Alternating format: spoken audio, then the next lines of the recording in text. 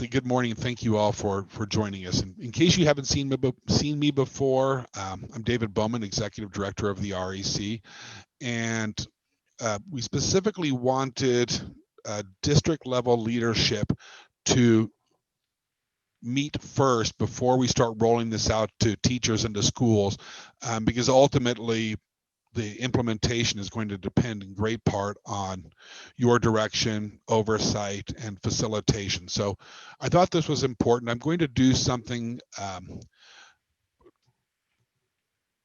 early December for the teachers who will actually be conducting the after school clubs.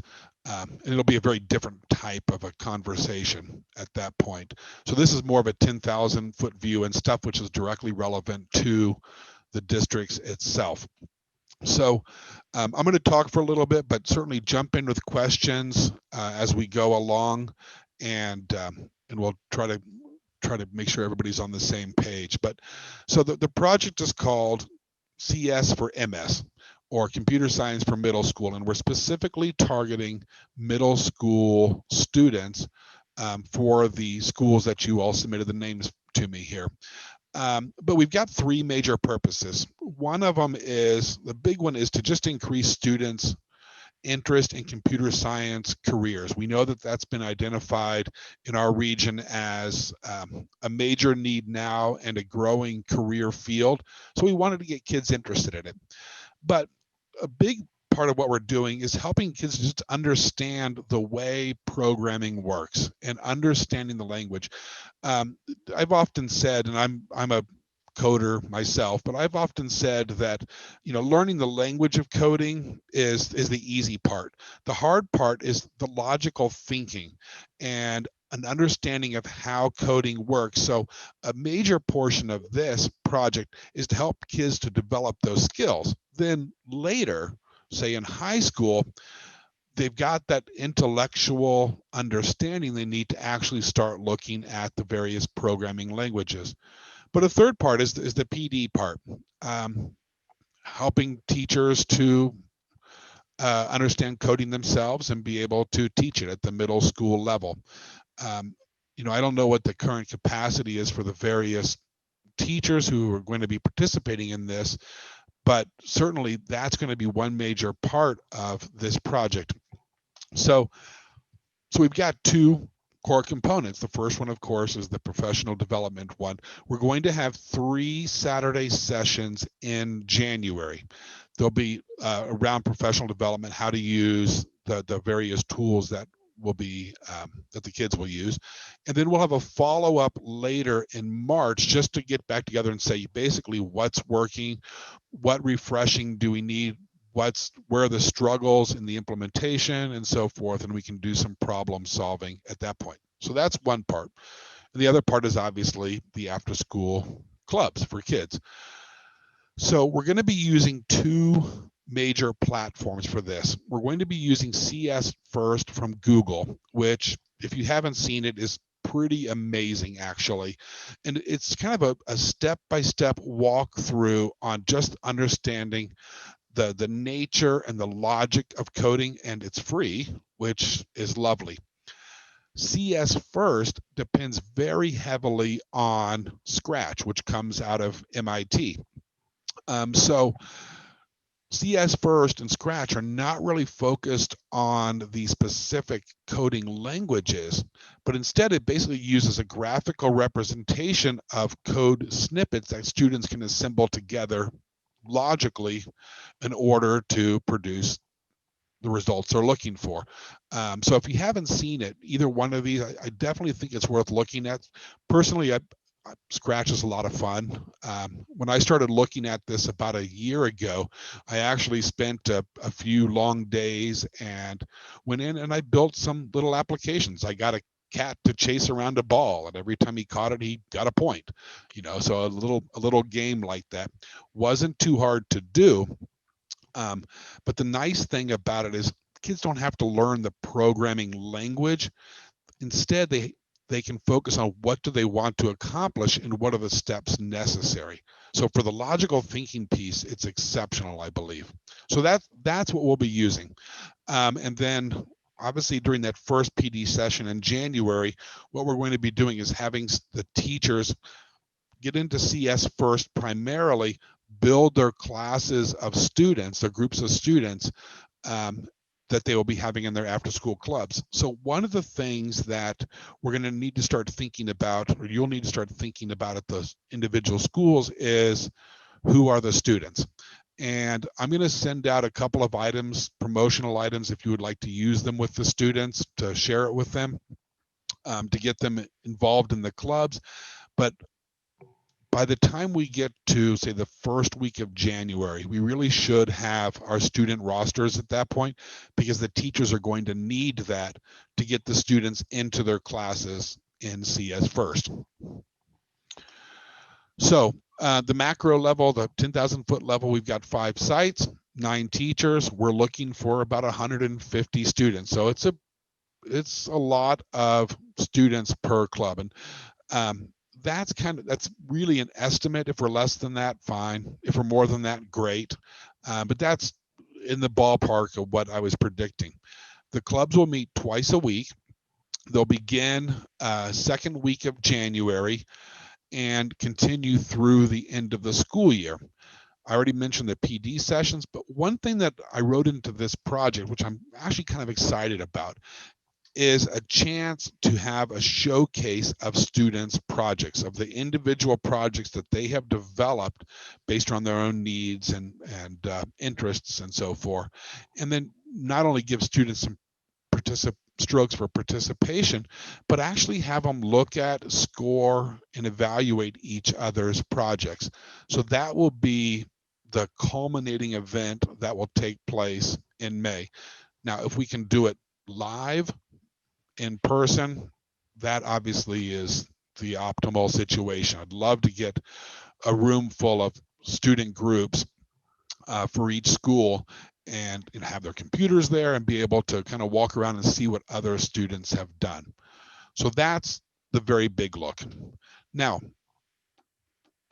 obviously a big question is, what does the funding piece look like? And this is some of these have already been discussed with the individual districts when we were getting some setup information for the proposal. But the teachers will be receiving $1,500 stipend for conducting those after-school clubs. For the PD sessions, which will be on Saturdays, 125. They're going to be, if we are able to do them live, they will be conducted in Farmington, since that's where most of the schools are. So I built in some funding for Zuni travel at the state rate there. I also built in some funding for supplies, and there's really 2 types. One of the supplies is the actual learning materials. One thing that Google and Scratch provide is a lot of card-sized descriptors. How do you do blank? And here's a card that walks you through this step. How do you do this other thing? Here's a card. I think it'd be worth printing those and laminating them, assuming kids are meeting in person. So I built in some funding for that. And then just for the operation of the club, another $250. So that gives us a maximum of $300 per site. And it will be on a reimbursement basis, as we'll see here in a moment, but that's the cap. So certainly anything above and beyond that, the REC would not be able to support. We just didn't receive the funding for it. All right, so how does the funding look like? So the REC is getting the funds, and we get them through the typical reimbursement process from the state.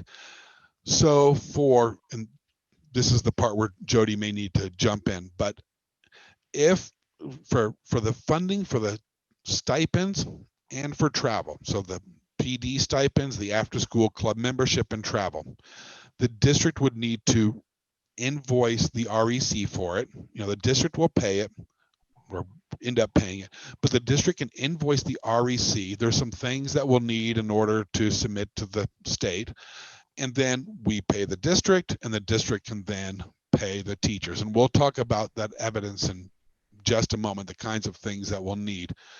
It looks very similar for supplies. Let me cut in really quick. Sure. The district will pay the district will pay the teachers prior to the REC reimbursing the district. We're going to need evidence of that payment to do the reimbursement. So make sure the district is going to run this, and then they're going to invoice the REC.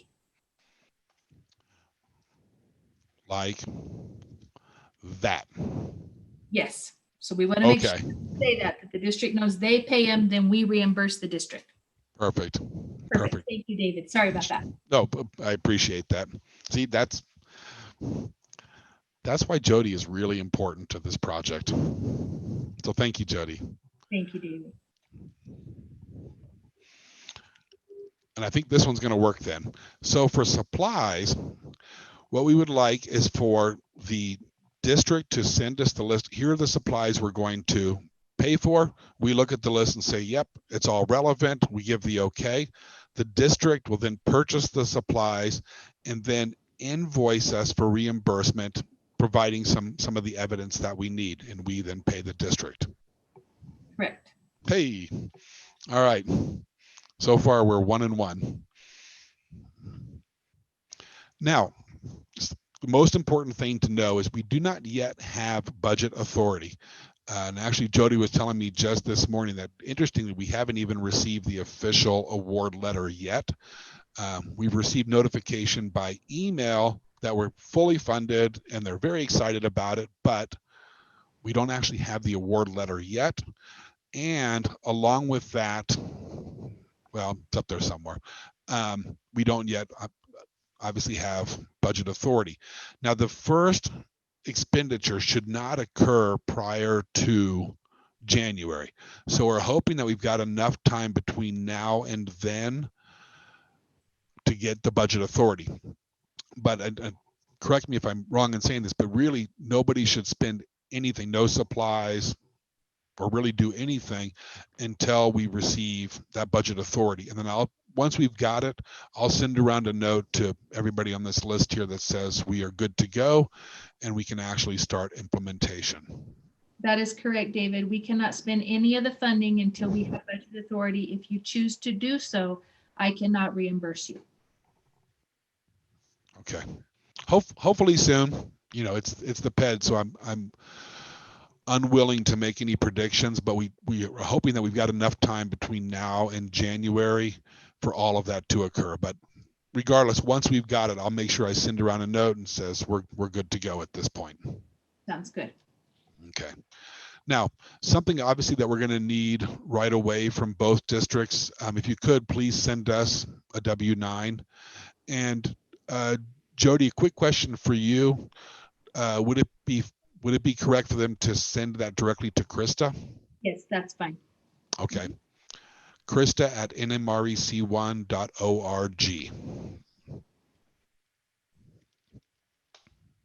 Now, so what evidence do we need along with your invoices? If we're able to meet in person, and this is just Zuni, obviously we need a signed mileage report. So the mileage reimbursement form that the teacher sends to the district for reimbursement should be sufficient to justify that cost on the invoice. Yes, David, and you put miles on there, but we also need odometer readings. And keep in mind, on many grants, odometer readings is not just enough. They want to see the mileage calculated through Rand McNally. And so if you're saying it's 25 miles to and 25 miles back, but Rand McNally says it's only 18, that is all PED will reimburse us for. So make sure you're following that mileage chart through Rand McNally when you submit the mileage. So odometer readings and mileage according to Rand McNally. Yes, sir. Okay. For the PD stipends, what I will do following each event is send to the participants a declaration where they basically say, yes, I declare that I attended. Now, obviously, we're going to keep record of that also, but one of the things, if we meet virtually, that we need is something with a signature on it and a date and the event. So if we're meeting virtually, I'm going to have to just send something directly to the teachers, which they can sign and then can be sent back in along with the invoice. If we do it in person, then obviously we'll just have a sign-in sheet right then and there, and we'll all cross our fingers that we can start meeting in person before too long, because doing everything virtually is for the birds. All right, for the club events, I've got something that I built, and thank you, Jody, for taking a look at it this morning, giving it a thumbs up. But basically, I've got a tool that I'll show you, and I've linked it into the chat box. There should be 2 links to download from the chat box. It's the template, and it's a sample of the template. But we're going to use that to record dates, number of students, student attendance, in particular, what happened during the session. I think, let's just go ahead and turn our attention to that now. So let me pull that up. All right, here's what it looks like. And hopefully, if you're having a hard time seeing this, let me know and I'll blow it up even more. It looks good, David. Okay, all righty. So it has 2 main pages on it. It has a log page right here where teachers will record the information for the sessions. There is a setup sheet so they can add the district and school and teacher names and the months and all of that. So it's just a macro, which means when you open it or when the teachers open it, they need to make sure that they are enabling macros. Also lets them put in the students. And then, but the most important one, once the setup information is in there, is this button called Record Info, where they can put in the date and what happened, worked on stuff, and then record attendance. Did this student attend? Yes, yes, yes, yes, no, yes, no.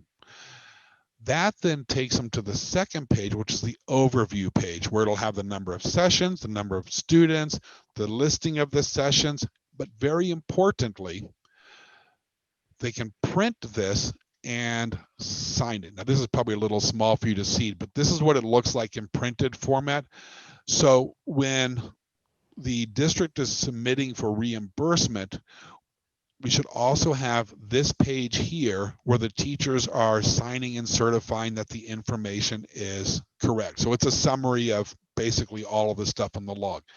So 2 things come back to the REC. One is the overview page with teacher signatures. And the second is the entire spreadsheet itself. Just send the whole spreadsheet back to us, because that is going to give us the details and the individual the activities that happened in the individual sessions. So like I said, it should be linked in the chat. If you don't see those 2 files there, please let me know and I'll repost them. David, Yes, just a quick question. You may have already mentioned this, but the frequency of submitting this, how often does this get submitted to you? Well, certainly the signed page the signed overview page will come to us along with the invoice from the district. I think it's reasonable to have the spreadsheet sent back to us on a monthly basis. Okay. And I think that's just going to be easiest, because as you'll see, one of the items in the descriptor is what month are we talking about. Sure. So I think having this and this can be just simply emailed to me directly on a monthly basis, but that sign-in sheet will come, or sheets will come along with the invoice from the district. Jody, does that sound? Yes, I would anticipate everybody invoicing us once a month. I think that keeps it easier, and we can say invoice on the 5th of, or the 2nd, 3rd date of the following month. That way you capture every cost from the 1st through the 30th of the prior month. So Okay. I think that would be clean, kind of like we do all our RFRs. You want to capture that entire month's expense. Thank you. Certainly. And that certainly works out for this because, like I said, there is a monthly descriptor here on this as well. So good. So there is that, and I think, and I'm going to go over this a bit more thoroughly with the teachers, and they'll actually spend some time and put some information in their descriptors and start putting in students and things like that. But that's what it looks like. Just as an FYI, there's a third page on here, which is the list of students. And if for some reason there's a misspelling or something, they can go back and change one of the names, and it'll update throughout. Okay. I know a little odd to do something like this, but I'm just thinking that with a variety of sites, we don't want to get 7 different types of information or in 7 different ways. So I built this so we get everything we need. As long as we keep it clean on our side when we're doing reimbursements, and if we don't change the formatting, it puts those reimbursements through a lot easier. That way somebody's used to what they're looking at. We don't have that problem of not understanding what a different district turned in. So thank you, David. I think this is going to really make it a more simple process. Hope so. Absolutely hope so. And David, did I catch that you want this emailed to you, the spreadsheet? Yeah, it can just come straight to me. That's fine. Since I'm officially the project director, I'm going to want to take a look at this and see what's actually happening at the site. So that's probably the best thing to do. Thank you. All right, so that brings us back to here. For supplies, obviously the list of supplies and a copy of the receipts. Jody, anything else that we're missing there as far as reimbursement for supplies? No, we just need, when we get a copy of the receipt, we just need it to be signed and dated that the items had been received in full. So just like any other, accounting procedure you have in your offices. Great. Just a notation on that, pre-approval of supplies, correct? Yes. Yeah, before you purchase, send us the list, send me the list, so I can look at it, and that way we make sure it's going to be clean when we send that back to the PED for our reimbursement.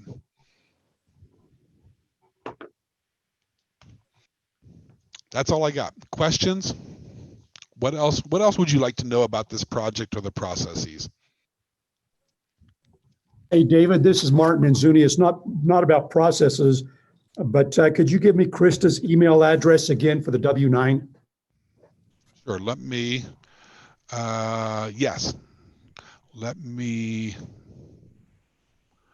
just put it into chat. That may work for folks. Let me pull up my chat. I believe my email is listed as far as that calendar invite as well. Yeah. Is it Krista at nmrec1.org? That's it. Yes, sir. My question was how Krista spelled her name, and I can see it right there, so I'm good. Okay. Thank you. Anything else, or Krista or Jody, anything I might have missed? I don't think so. I mean, it's a pretty simple process. Martin, I didn't realize you were on with this. I think this will work pretty smooth. You know how we do it on our end. I don't see that there's any problem. And Bobby, I believe you're there as well. Do either of you see anything that we didn't capture? No, I think it's well thought out. I think it'll work. I don't see any issues with it. Yes, and I think Request for reimbursement or nothing new or unusual to us. So I don't see any it's issues. not a lot of money, and we kind of felt the cleanest way was to run those payroll through your site. You just do a payroll report for us. We know exactly what was paid out. Just use a tracking code. I think it would just be much simpler that way, and send us a payroll journal. Okay, and we're to include all taxes with it too then? Yes, Okay. correct. David, this is Jen, and I appreciate you allowing me to jump in a little after you've started. And if you've answered the question, Korth can just text me. But my wonderment is because middle school kids are learning virtually, it would seem like there could be an unlimited number of kids to participate. Is there some kind of hard and fast number that we have to hold to, or we can say, it's open to America? Well, not open to the entirety of America. It's open to the kids of the school. But I don't really think there is any hard and fast rule. I estimated about 150 total, given the number of sites, and maybe 30 kids per site. But I think the real answer comes down to what is the capacity of the identified sponsors to effectively manage the group if they have to do it on an online environment. If it's 10 at a particular school and it's 40 at another school, and the club sponsors are comfortable with that number, then that's the number that we've got. So, overall, across the entire project, we're shooting for about 150, but what that means for any individual school is different.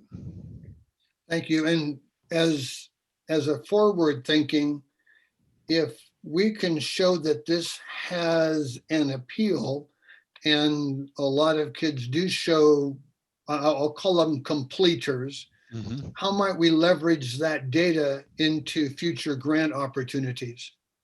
Well, probably the number one thing is it demonstrates that there really is an interest in computer science and in coding and programming, and we can use those participation numbers to justify future coding/computer science projects.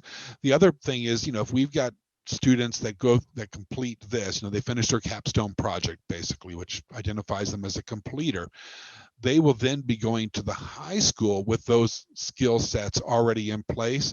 And that would also help us to justify high school level programming in the future, should those opportunities arise. And my last question, David, probably goes to Korth, if Korth is still online. Do we have some belief that future next gen career and tech monies might be spent at middle school to support this program? That's certainly a possibility down the road. This year, the money was cut dramatically, so I think it'll depend on what they offer to us. But one of the things we do know is that we have the flexibility of using some of that money at the middle school level. Yeah, which Okay, is probably thank you, good, David. because this funding cannot go towards computers and software. It Sure. goes specifically to people and supplies. So if there's some other pockets of funding that are available, like we're going to buy laptops or something like that, that's what you'll need to draw on. Those supplies cannot include software or computers. So are you looking for an after the holidays launch? Is that what your intent Yes. is? Yes. Okay. I'm looking, we haven't got the official schedule yet, but I think it's reasonable to say that the first PD session will be that second weekend in January. Then we'll do the last 3 Saturdays in January for PD. But we should be starting up that immediately after that first session, and we legitimately can. So now is the time to start promoting, looking at kids. And I mentioned this at the beginning, Gene, maybe before you arrived. But I've got a couple of promo pieces, some little flyers and some things that can be sent out to students. You should have those by the end of the day tomorrow to help generate some interest. But ultimately, by that second week of January, we should be ready to hold our first after-school club session. David, I have a question. Is Yes, there ma'am. flexibility? I mean, with our middle schools, do we have to keep our rosters to students at a particular middle school? Or could we start to group them with kids with experience, kids without? I mean, do we have any flexibility there? I'm not exactly sure what you're implying, but the project is specifically targeted at those identified middle schools. I was just wondering if the students, if you're a Hermosa student, do you need to stay at the Hermosa club? Or if we have, because we have 7 teachers that are doing this, and you said it depends on the capacity of the sponsor. What I was wondering, if we had like a group of some advanced kids that have been using Scratch and others, could we group them together regardless of the middle school? Or do you want us to just stay within the middle schools? You have to stay within the middle schools. Okay. Thank you. But grouping students across middle schools, like one from this middle school, one from that other middle school, hadn't thought of it, but there's nothing about the proposal or the guidelines which would preclude you from doing that. I mean, it might organizationally be a little more challenging at the district level, but there's nothing about the proposal or the guidelines that says you cannot do that if it turns out to be a better grouping for the kids and the sponsors. Anything else? Okay, well, hearing none, you all have my email address and my phone number. So if something pops up, absolutely feel free to reach out directly to me. Frankly, this is a little bit different than something that the REC has done before, and maybe something a little bit different than some of the schools have done. So I'm pretty excited about this opportunity, and I think it's just going to be a really neat opportunity for a lot of kids, especially a lot of those kids that maybe don't necessarily want to get involved in all the sports and things like that, but frankly just like figuring things out and doing puzzles and sitting in front of computers. There's a lot of those kids out there too. So I'm glad that we've got a chance to serve them as well. So thank you all. Reach out to me if you've got any questions, and hope everybody has a great day and a great rest of the week.